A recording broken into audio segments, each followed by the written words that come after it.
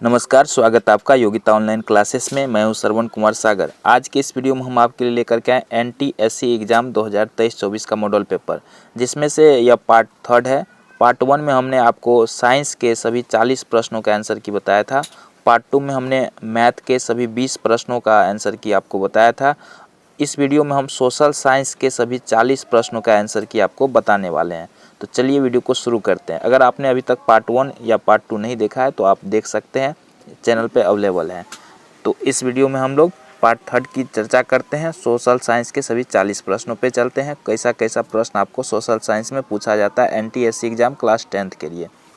तो पहला क्वेश्चन है 61वां नंबर का, जर्मनी के एकीकरण का उत्तरदायी कौन है? तो यहाँ पे ऑप्शन है बिस्मार्क, गेरिबॉल्डी, काबुल, मैजिनी। तो यहाँ पे इसका सही आंसर हो जाएगा बिस्मार्क। ठीक है, इसका श्रेय बिस्मार्क को जाता है। अगला प्रश्न लेते हैं, 62 नंबर क्वेश्चन है, सर्वप्रथम भारत में प्रिंटिंग प्रेस लाया गया अंग्रेजों द्वारा, फ्रेंचों द्वारा, डचों द्वारा, पुर्तगालियों मशीनरियों द्वारा। तो यहाँ पे इसका सही आंसर हो जाएगा पुर्तगाली मशीनरियों द्वारा। ठीक है, ऑप्शन 4 इसका सही आंसर है। अगर आप अंग्रेजी में देखना चाहते हैं तो यहाँ साइड में आपको अंग्रेजी में भी शो हो रहा होगा, तो आप अंग्रेजी में भी इसको समझ सकते हैं। चलिए अगला क्वेश्चन लेते हैं। क्वेश्चन नंबर 63 है, गांधी जी द्वारा चंपारण सत्याग्रह 1916 चलाया गया, किसके विरुद्ध? तो यहाँ पे ऑप्शन के अनुसार इसका सही आंसर हो जाएगा इंडिगो बागान मालिक के विरुद्ध। ऑप्शन 2 इसका सही आंसर हो जाएगा। तो इन क्वेश्चन को देखकर आप समझ सकते हैं NTSC एग्जाम में आपको किस टाइप के क्वेश्चन पूछे जाएंगे और आपको उसी टाइप के क्वेश्चन का तैयारी करना है अगर आप NTSC एग्जाम देना चाहते हैं इस बार। निम्न में से किसका 18वीं सदी में विश्व व्यापार के केंद्र के रूप में उदय हुआ? तो यहाँ पे ऑप्शन है यूरोप, भारत, चीन, अमेरिका। तो यहाँ पे आंसर हो जाएगा यूरोप, इसका सही आंसर हो जाएगा। ठीक है, चलते हैं अगले प्रश्न की ओर। निम्न में से कौन सा बंदरगाह औपनिवेशिक शासन के दौरान अपना महत्व खो बैठा? तो यहाँ पे दिए गए ऑप्शन के अनुसार इसका सही आंसर हो जाएगा सूरत। चलिए अगला प्रश्न लेते हैं, पहला कारखाना अधिनियम जिसमें औद्योगिक कामकाज से बच्चों को दूर रखने का अधिनियम पारित हुआ। तो इसका कोई भी सटीक आंसर इसमें नहीं दिया हुआ। अगर आपको इसका सटीक आंसर पता हो तो आप कमेंट करके ज़रूर बताएं। चलिए अगला प्रश्न लेते हैं, साइमन कमीशन के बहिष्कार का कारण निम्नलिखित में से कौन सा था? तो यहाँ पे ऑप्शन के अनुसार इसका सही आंसर है इस कमीशन में कोई भारतीय नहीं था। ऑप्शन नंबर 3 इसका सही आंसर हो जाएगा। बढ़ते हैं अगले प्रश्न की ओर। क्वेश्चन नंबर 68 है, मुंशी प्रेमचंद्र निम्न में से किस विषय वस्तु पर लिखे? तो प्रेमचंद्र के बारे में आप जानते हैं, प्रेमचंद्र समाज में उत्पीड़न के खिलाफ लिखते थे। तो ऑप्शन 2 इसका सही आंसर है। अगला है, अकबर के दरबारी कवि थे? अब्दुल रहीम खान खाना। ऑप्शन 2 इसका भी राइट आंसर है।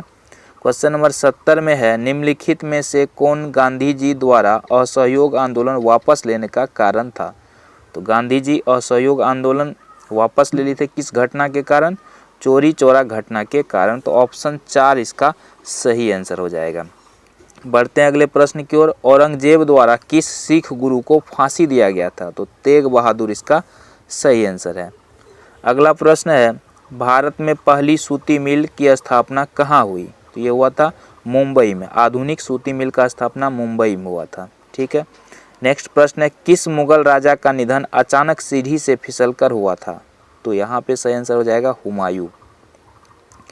अगला प्रश्न है, बाल गंगाधर तिलक द्वारा चलाया गया समाचार पत्र निम्न में से कौन सा था? तो ऑप्शन 1 सही है, केसरी। चलते हैं अगले प्रश्न, किस राजा ने इलाहाबाद में कुंभ मेला का आयोजन की शुरुआत किया था? हर्षवर्धन ने। ऑप्शन 1 इसका भी सही आंसर है। बढ़ते हैं अगले प्रश्न की ओर। देश का कितना प्रतिशत भाग पर्वत से घिरा हुआ है? तो यहाँ पे इसका सही आंसर हो जाएगा 27%। ऑप्शन 1 इसका भी सही आंसर है। राजस्थान में बिश्नोई गांव के ग्रामीणों ने किस वन्य प्राणी का संरक्षण किया? चिंकारा, जिसको हिरन भी बोलते हैं। ऑप्शन 1 इसका सही है। नेक्स्ट प्रश्न है क्वेश्चन नंबर 78, कृषि का वह प्रणाली जिसमें एक विशाल क्षेत्र में एक ही फसल उगाया जाता है उसको क्या बोलते हैं? बागानी कृषि बोलते हैं। अरब सागर की रानी किसे कहा जाता है? कोचीन को बोला जाता है।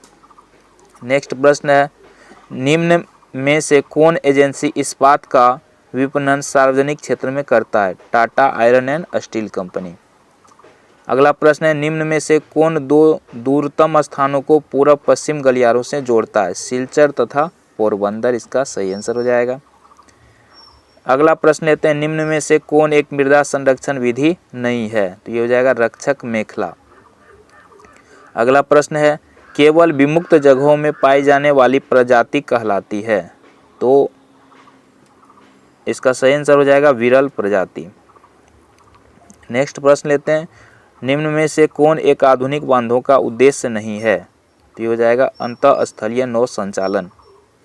आगे बढ़ते हैं, रेशम तंतु के उत्पादन हेतु रेशम कीट का पालन कहलाता है सेरीकल्चर। चलिए अगला प्रश्न है, निम्न में से कौन सा खनिज वाष्पन के कारण बनता है? जिप्सम इसका सही आंसर हो जाएगा। सीमेंट उत्पादन में प्रयुक्त न होने वाला खनिज है? तो यहाँ पे इसका सही आंसर हो जाएगा सीमेंट उत्पादन में प्रयुक्त न होने वाला खनिज कौन सा हो जाएगा? तांबा। भारत से लौह अयस्क का आयात करने वाला देश है जापान। निम्न में से कौन एक नद तटीय पतन है? तो ये हो जाएगा इसका सही आंसर कोलकाता। चावल की खेती में भारत का स्थान कौन सा है? दूसरा स्थान है। चलिए अब और भी प्रश्न है बाकी, तो इसको ले लेते हैं। श्रीलंका के दो जातीय समूह कौन सा हो जाएगा? सिंहली और तमिल। सिंहली सबसे ज़्यादा श्रीलंका में है। चलिए उसके बाद है, केंद्रीय सूची में दिए गए विषयों की संख्या कितना है? 66 है। रंगभेद की नीति किस सरकार ने अपनाया था? दक्षिण अफ्रीका सरकार ने। अगला प्रश्न लेते हैं, भारत में अस्पृश्यता का उन्मूलन भारतीय संविधान के किस अनुच्छेद के अंतर्गत किया गया? अनुच्छेद 17 में किया गया। नेपाल में लोकतंत्र की पुनः स्थापना हुई थी, ये हुआ था 2008 ईस्वी में। चलिए अगला प्रश्न ले लेते हैं, औसत आय क्या है? कुल राष्ट्रीय आय बटे देश की जनसंख्या को बोलते हैं औसत आय। भारतीय अर्थव्यवस्था में तृतीय क्षेत्र का एक महत्वपूर्ण अंश बन गया, कारण? तो ये हो जाएगा 1 और 2 दोनों। ऑप्शन नंबर 3 इसका सही है। भारतीय रिजर्व बैंक का मुख्य कार्य है? तो ये हो जाएगा इनमें से कोई नहीं।